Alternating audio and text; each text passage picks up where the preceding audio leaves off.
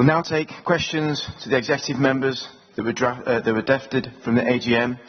The questions today have been circulated to members and copies have been made available. I call upon Councillor Leech to ask his first question to Councillor Andrews. Councillor Leech. Thank you, Lord Mayor. To the Executive Member for Adult Health and Wellbeing, what assessment has been made of the changes to quality and access to services for recovering alcoholics since the closure of the Brian Hoare unit? Thank you, Lord Mayor. Members of the Council. One of the City Council's priorities was to increase access to alcohol early interventions and treatment. On the 31st of March 2016, which was the last day of the old contract, there were 280 people on a waiting list due to alcohol problems. I can say now that that waiting list has gone. It's all been cleared.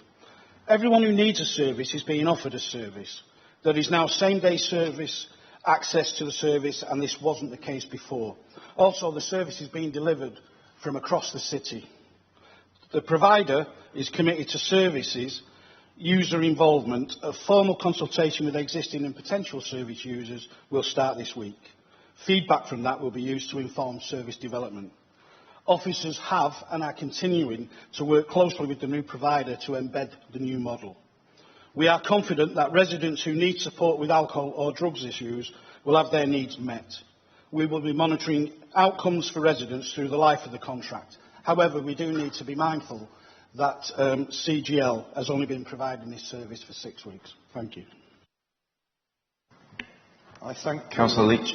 I thank the Executive Member for the response. After the Council claimed in court that services for recovering alcoholics who'd remained sober for more than 6 months would be maintained, CRI were forced into hurriedly creating services they'd never intended to provide.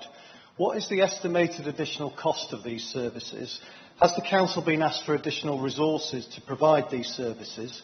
What guarantees are that these services will be maintained in the long term?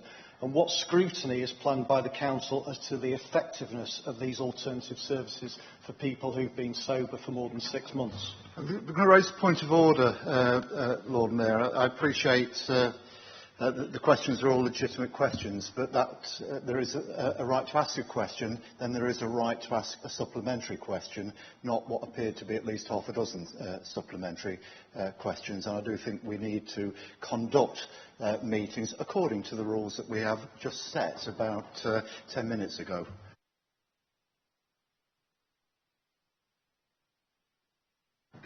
Thank you, Councillor Lees. I call upon Councillor Leech to ask his question to Councillor Chappell. Councillor Chappell. Sorry, Councillor Andrews, reply. Sorry. Thank you. I know you're in a hurry to get out there and do your business, but on the supplementary question from Councillor Leech, I mean, the question, whether it's 1 or 6, they're quite detailed questions and important questions, and I think I should take them away and get a detailed response that I could actually feed into the Council itself. Thank you, Councillor Andrews. I call upon Councillor Leech to ask his question to Councillor Chappell. Thank you, Lord Mayor. To the Executive Member for the Environment, what is the Council's expected standard of performance in clearing blocked drains on Manchester's highways, and what is the current actual performance? Thank you, Lord Mayor. Our service level agreements at the moment are 12 weeks, and unfortunately we're only achieving that service level agreement in 63% of cases, which is obviously an unsatisfactory situation. I'd like to apologise to members of the Council and to residents for that. We did recognise that the gully cleaning service was experiencing extreme difficulties towards the end of last year, and since then we commissioned some independent experts who've worked with several large councils across the country who've also experienced problems in this area to do a technical piece of work on how we can improve this service, and we're expecting their recommendations next week, so we'll be considering those recommendations very carefully. And in the meantime, we've secured access over the last couple of months to a third gully cleaning machine just to bring down those timings. I thank the Executive Member for her response, and Council officers had informed me that it was taking up to 20 weeks in some cases. Can I just remind a question, not a statement again, please? I I will get to the question. And in one particular case, it had taken over a year, and despite being reported for a third time along Parswood Road, it's still not been done.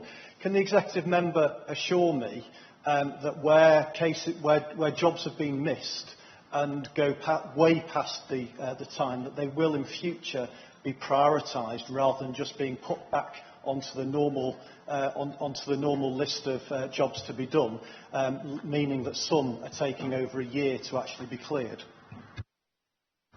Yes, certainly. I'll have a look at that particular case. I wouldn't want to give you that assurance just because in some cases we will have to prioritise and do the gullies that are worst flooding. So it's not a case that those that have been outstanding for longest automatically will go to the front of the queue. But I agree with you, we should seek to certainly shorten those turnaround times, and where they've been outstanding for a long time, sort them out quickly. So yes, I'll look into that particular case, and I can give you assurance in general that notwithstanding prioritisation, we'll do what you suggest. I call upon Councillor Leech to ask his question to Councillor Priest. Oh.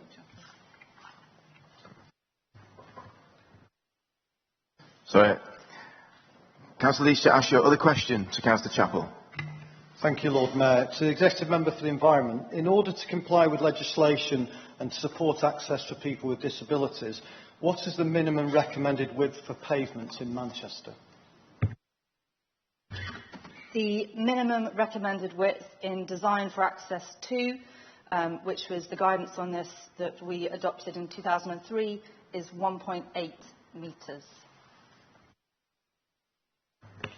I thank the Executive Member for her response, and she'll be well aware that there's been significant criticism of the design of the new cycleway along Wilmslow Road, near to the junction with Lapwing Lane, where the cycle lane is routed behind the bus stop. The pavement has been narrowed significantly, way below 1.8 metres, and the position of the streetlight column means that the footpath is too narrow for wheelchairs or prams to pass. Will the Executive Member commit to ensuring that the route is fully accessible for disabled people and not forcing wheelchairs and prams into using the cycle lane? Yes, I'll absolutely commit to that. And I'm surprised I need to look into that particular example that you give, because in exploring this with the designers and engineers yesterday, I was assured that at no point did the design of the footway go less than 1.5 metres, and that was only around localised obstacles like street lighting columns or bins. So I'm extremely surprised to hear that, especially because typical wheelchair is 750 or 800 millimetres. So if our pavements are narrower than that, then there's a significant problem, and I will look into that. Now I call upon Councillor Leech to ask his question to Councillor Priest. To the Deputy Leader, what assessment has been made of the impact on the rights of tenants since council stock transfer? Lord Mayor, it's some years now since the stock transfers took place, but those members of the council who were on the council at the time will remember that they were correctly called voluntary stock transfers, because the tenants were offered the opportunity to vote for whether the transfer took place. They voted on what was at the time called an offer document, and the offer document did enshrine a number of rights that were to be protected. And I can be absolutely sure that all executive members who've had responsibility for housing since then have paid close attention to those to the terms of that offer document, because we made that offer to the tenants and thereby made a commitment. And I am very confident that in the years since then there have been no locally imposed changes to the rights of tenants in any of the stock transfer estates. I say locally because some of the government's policy of austerity that's been enforced on the city over the last 6 years has required some of those rights to be strengthened in order to protect them and to be clarified where in the past it had been possible to get away with a degree of vagueness, but it isn't during time of austerity. There have been some attacks on the rights of tenants during the period since the stock transfer. At least one member of the council will have first-hand knowledge of one of them, which is the bedroom tax, which is a monstrous assault on the poor in our society and a monstrous assault on the rights of tenants. And it would be great if that was the only government-imposed change, but the government that is in force now has recently told us that social tenants whose household income rises above a particular level will have to pay to stay. What a brilliant slogan for a government to come out with, that you will have to pay to stay in your own home. I think that assault, it hasn't been implemented yet, and there are serious questions about the actual mechanism by which you could do it, whether it is actually possible to do it.